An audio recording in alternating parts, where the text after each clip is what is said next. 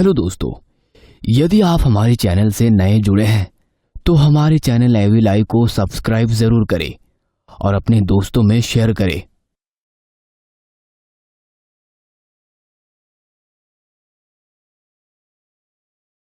दो आदमी जबरदस्ती एक लड़की को पकड़कर एक कार के पास लाए। लड़की के मुंह और हाथ पैर पहले से बंधे हुए थे।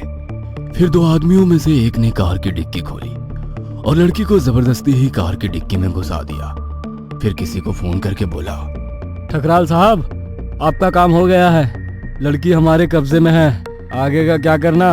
आदमी के पूछने पर फोन पर उसे आगे का काम करने को कहा गया था और अगले ही पल दोनों कार में बैठे और कार चलाने लगे। भीमा, क्या बोला ठकराल साहब ने? बोलेंगे क्या, वहीं काम खत्म करके सारे सबूत मिटा दो।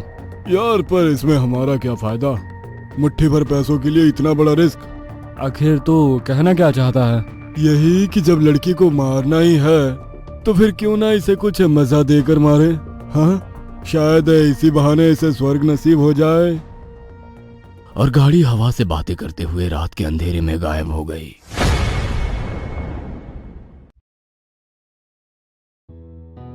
आइए साहब, यही है वो फ्लैट जो कंपनी ने आपको दिखाने के लिए कहा।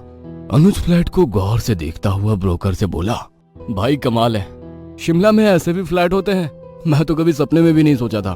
इसे डन करिए। हाँ, आज से मैं यही रहूंगा और यहाँ से कंपनी भी दिखाई देती है। अनुज की बात सुनकर ब्रोकर मुस्कुराता हुआ फ्लैट से चला गया। अनुज के चेहरे पर नौकरी मिलने की सुनहरी चमक तो पहले से ही थी। अपने जरूरी सामान से भरा बैग उसने कंधे से उतारकर नीचे फर्श पर पटका।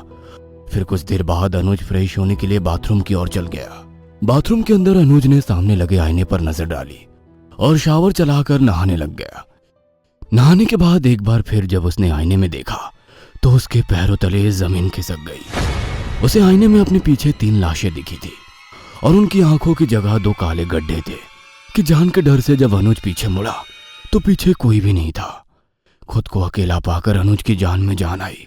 महज इसे अपने दिमाग का भ्रम समझकर वो बाथरूम से बाहर आ गया। अनुज बिस्तर पर लेटा ईवी लाइव पर हॉरर स्टोरी देख रहा था। उसके फ्लैट में गहरी खामोशी छाई थी। अनुज का सारा ध्यान हॉरर स्टोरी पर ही था। तभी दीवार पर टंगी घड़ी एक पल में जमीन पर आ गिरी, जिससे अनुज का सारा ध्यान टूट गया था और अगले ही पल उसके फ्लैट में छन छन की आवाज गूंजने लगी, जिसे सुनकर अनुज डर के मारे बैठ गया। पर इससे पहले वो कुछ समझ पाता, घड़ी के टूटे हुए शीशे हवा में उड़ उसकी नजरों के सामने खड़े हो गए थे, जिन्हें देख अनुज डर के मारे सहम गया था। पर इससे पहले वो कांच के टुकड़ों से बच पाता, वो टुकड़े किसी तीर की तरह अनुज की छाती, चेहरे और आंख में घुस गए। अनुज हांफता हुआ बिस्तर से उठकर बैठ गया। फिर अपने जिस्म को छूता हुआ खुद को यह एहसास दिलाया कि वो अभी भी जिंदा और बिल्कुल सही सलामत है। जब उसकी नजर दीवार पर टंगी घड़ी पर गई तो रात के 3 बज रहे थे।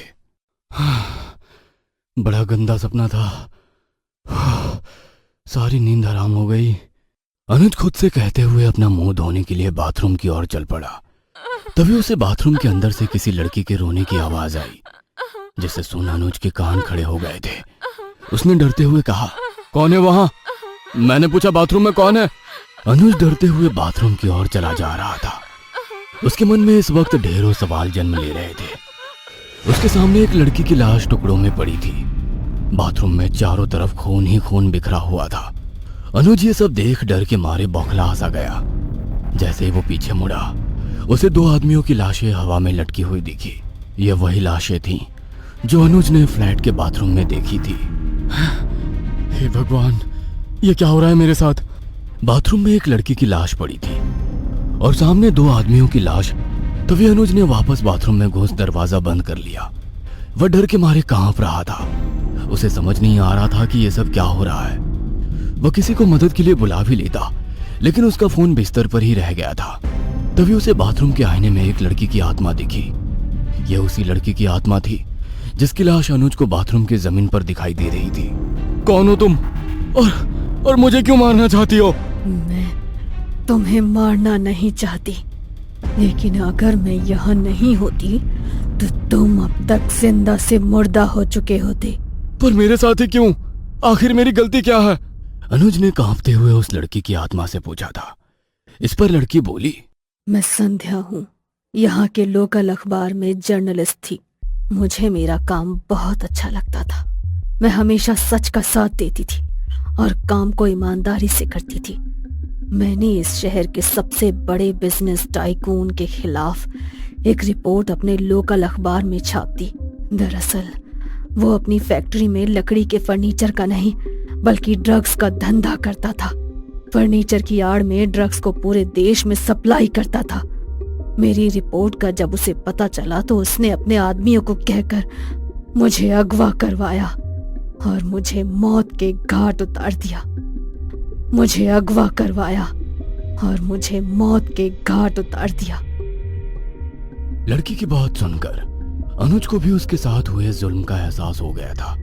इस पर उसने कहा, तो अब तुम्हें मुझसे क्या चाहिए? तुम तो अब मर चुकी हो। हाँ, लेकिन तुम नहीं। और तुम्हें पता है कि मुझे किसके कहने पर मारा गया था? संध्या के पूछने पर अनुज डरते हुए बस इतना बोला, मेरे मालिक ठकराल पर। ठकराल का नाम सुनकर बाथरूम के शीशे में संध्या मुस्कुराई और फिर शीशे से निकल वो सीधे अनुज के जिस्म में समा गई। बाथरूम से बाहर निकलकर उसने फोन उठाया और सीधा अपने बॉस को फोन करते हुए कहा, बॉस, मुझे बचा लो। मैं हेड इंजीनियर अनुज बोल रहा हूँ, मुझे बचा लीजिए वरना वो मुझे मार देगी। कौन मार देगा तुम्हें? तुम हो कहाँ पर? संध्या, वो मुझे मार देगी। उसके पास एक वीडियो है जिसमें साफ साफ दिख रहा है कि आपकी फैक्ट्री में ड्रग्स बन रहे हैं। मुझे बचा लीजिए बॉस, मुझे संध्या ने मेरी फ्लैट में ही बंदी बना रखा है। इतना कहकर अनुज ने फोन काट दिया और एक डरावनी हंसी हंसते हुए फ्लैट के एक कोने में बैठकर इंतजार करने लगा। कुछ देर बाद ही फ्लैट के दरवाजे पर दस्तक हुई। अगले ही पल दरवाजा अपने आप ही खुल गया। ठकराल जब अंदर आया तो उसे मौत की शांति महसूस हुई। अनुज, कहाँ हो तुम? अनुज! ठकराल ये कहते हुए कमरे में चारों तरफ देखने लगा। तभी उसकी नजर कोने में बैठे अनुज पर गई। ठकराल अनुज को देखते ही उसके पास चला गया। अनुज, संध्या कहाँ है? वो इतने सालों तक जिंदा कैसे है? उसे तो मैं ठकराल अपनी बात पूरी कर पाता तभी अनुज ने अपना सिर उठाकर ठकराल को देखते हुए डरावनी आवाज में कहा, मरवा दिया था। अनुज की बात सुन ठकराल के पसीने छूटने लगे थे, पर इससे पहले वो कुछ समझ पाता अनुज ने ठकराल को गर्दन से पकड़ हवा में उठा लिया। कमीने, तेरे भेजे दो कुत्तों को तो मैंने मौत के घाट उतार दिया। ऐसी मौत मारी कि दोनों की लाशें भी आज तक कोई नहीं ढूंढ पाया। और अब तेरी बारी। अनुज, अनुज, अरे तो तुमको क्या हो गया है? अनुज नहीं कमीने, संध्या। अनुज का तो बस शरीर है, इतनी जल्दी अपने पापों को भूल गया।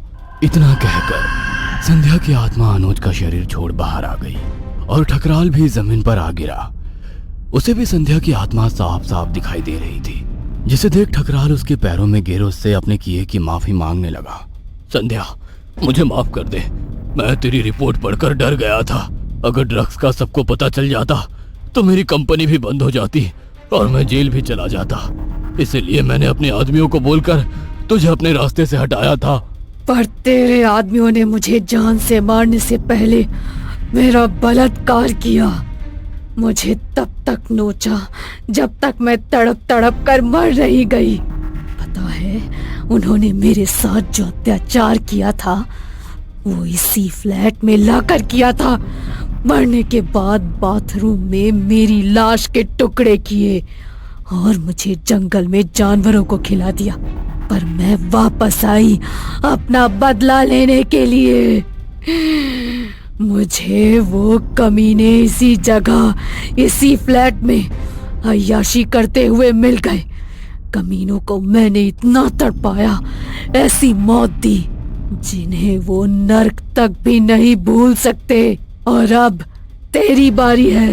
इतना कहकर संध्या की आत्मा ठकराल के जिस्म में समा गई और फिर ठकराल अपने ही जिस्म से मांस नोचकर खाने लगा।